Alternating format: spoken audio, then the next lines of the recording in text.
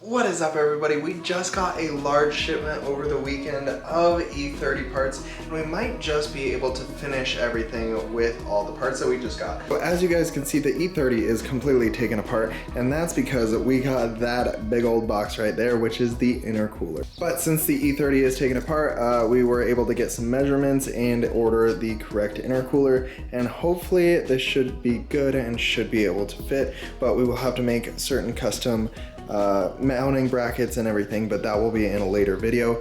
But I wanted to show you the nice expensive parts that we got. Here we have the 45mm wastegate from TurboSmart, the Hypergate, and this thing is absolutely beautiful. It is fitted with a 7-pound spring just to start, but what's super nice about it is it has an optional cooling port for water coolant if you want to run that. But what's also super nice is it has this single band up top that you can pull everything off, and you don't have to try to fit a whole bunch of screws to fit the actual top of the wastegate on. So we got that guy paired with a TurboSmart blow-off valve, and this thing should make all the cool noises. This is also fitted with a 7-pound spring just to start. And paired with that, we have the Injector Dynamics 1050cc injectors, which are specific for the K series. So this should be a direct plug-in, and we should be able to make some jam. This will be plenty of injector for our setup. And finally, we went with a Mishimoto intercooler. I figured that that was a good brand to start off with, and it will be good enough quality, but not too expensive to break the bank. So let's talk about intercooler piping, because this is actually really cool. Right off of the turbo, we have a 2.5 inch, and instead of going through this metal right here and going down and around, we are actually going to be fitting up right underneath the headlight, and we will just be mounting our intercooler upside down, and then we will be able to run it straight from here all the way directly over, run underneath this headlight. On the post intercooler side, we might need to do a little bit of trimming on some of these parts, but it should overall fit because this side is a 3 inch and the pre-intercooler side is a 2.5 inch. Overall, the intercooler piping is gonna have about 2 feet of piping, which really isn't bad. And we are trying to limit the amount of couplers and everything like that, but also limit the amount of welding because I don't have access to aluminum welding. But honestly, since we are just starting at 7 PSI, we shouldn't have any issues with blowing off any couplers or anything like that. And we should just keep it nice and simple, be able to make like 380 horsepower and just have a nice, simple build. So off camera, I was kind of looking up at the mounting stuff. I ordered these V-band clamps off of Amazon, but I found out that the V-band is different from the Precision Turbo V-band, and so instead of cutting this off, I decided to just order the Precision Turbo V-band, and so that is coming and on its way. But for mock-up purposes, we have this 90 with a small extension, and that is going to give just enough to clear everything and give ample amount of room down there. So we will be making the downpipe in a future video as well. After doing all of this ordering, you really forget how many pieces there are to it and just how kind of complicated some of these things can get. But overall, I wouldn't say that this is too bad. We have a lot of parts still coming, like the turbo feed line and the turbo drain line, but we are really getting there. So as we're unboxing this intercooler, I figured it'd be a perfect time to address a comment that I got the other day.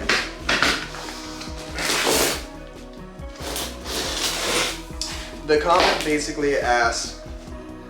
basically stated that I'm not bringing enough value from what I'm spending on the E30 to make it go up in the price that I'm putting into it. Oh yeah. And basically the assumption was that if I ever go to sell this car, I'm never gonna get the amount of money that I'm putting into it out of it. And that is something that is very interesting because obviously I think as car guys, we all know this, right? but yet we still keep doing it. Oh, yeah. Check this thing out. And so what I thought was interesting about it is that, you know, I have never planned to sell the E30. This has always been a dream car of mine, and I've always wanted to build this thing. And so the fact that he was kind of just looking at this as a financial standpoint and through a financial lens, this car doesn't make any sense. Like, why would you put tens of thousands of dollars into a 30-year-old car? Like, it doesn't make sense. There are a couple reasons why I'm actually doing this and why I'm still proceeding, even though the car isn't running and even though, you know, we are still just throwing money into the build. Reason number one is because of you guys, right? I find a lot of value with bringing information to you guys, doing this YouTube channel, and also just being able to teach people. I kind of had to, you know, learn all this stuff from multiple different websites and other YouTubers and stuff like that, and the information, you know, isn't quite in depth and thorough. So I've wanted to provide videos for other people so that they can also K-swap their E30.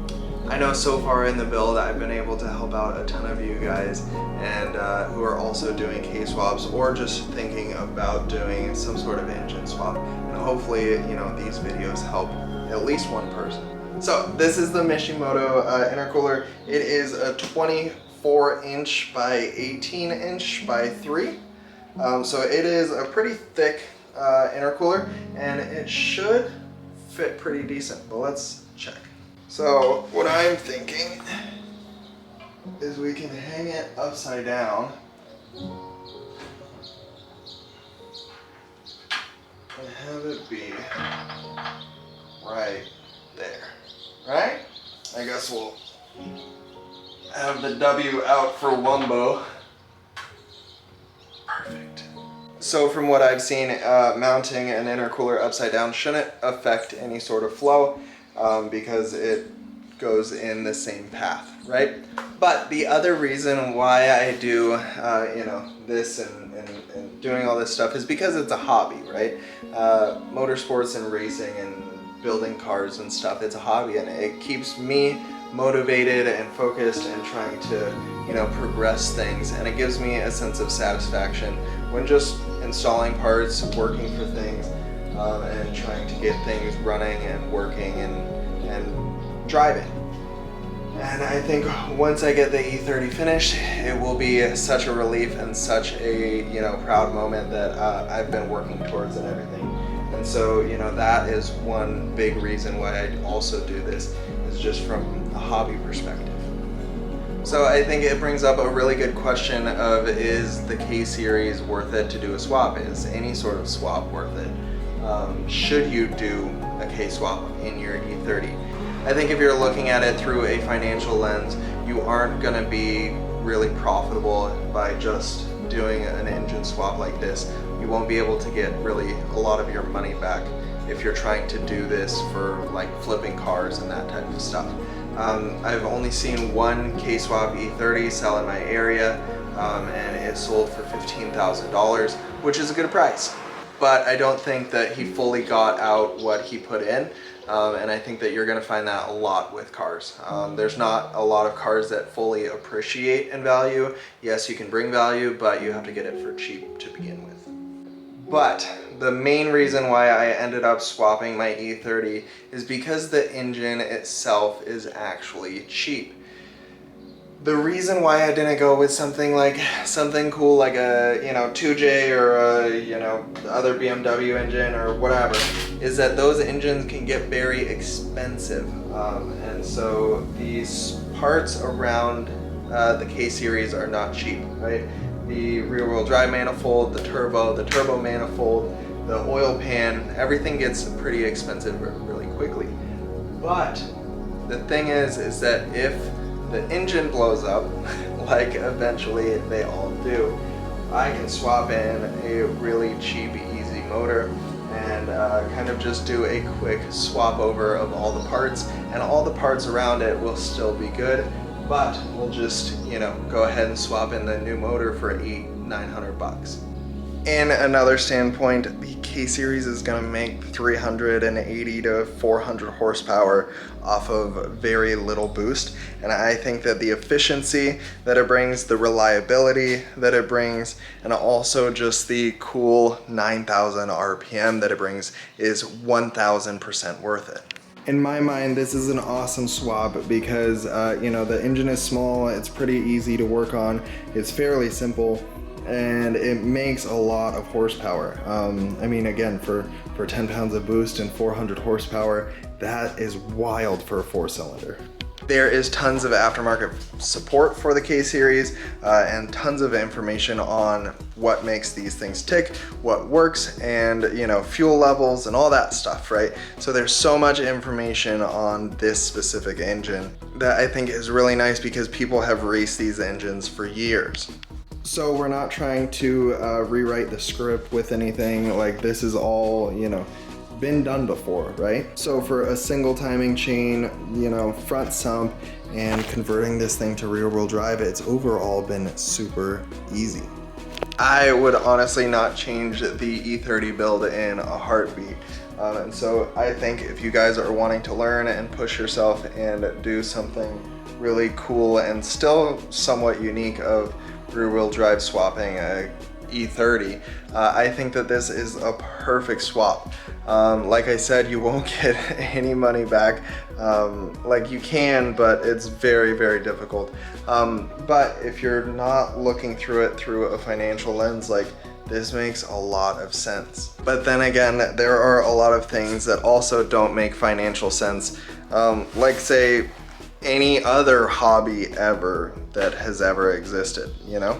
So for me, I'm just gonna keep building this E30. I'm gonna keep doing what I'm doing. And I think that it is super cool that I am able to help you guys throughout the process. You guys have been able to support me and cheer me on, and I appreciate all of you guys who have watched throughout the entire build and those who are just joining. I'm gonna keep making sure that we are making progress on the E30, and we have tons of parts to install. So we will be getting to all these parts very, very soon. And the intercooler should be up and running this week.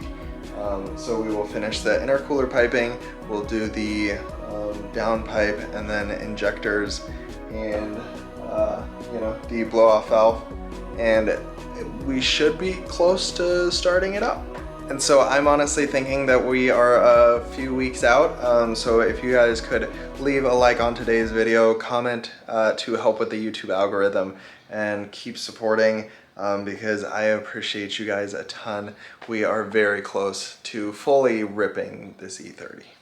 So thank you guys so much for watching, and until next time, my name is Ryan, this is Project Race Car. Have an amazing day, peace.